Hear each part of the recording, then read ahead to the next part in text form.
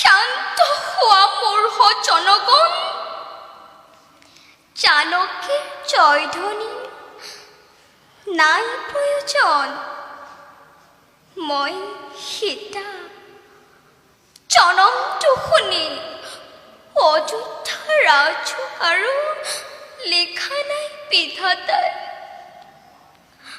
মোৰ কপালত সীতা মই চিৰ অভাগিনী, মোৰ পতি হ'ল পৃথিৰ বাম। চিৰামৰ বাবে 14 বছৰ, চিৰামৰ বাবে 14 বছৰ ললো বনবাস।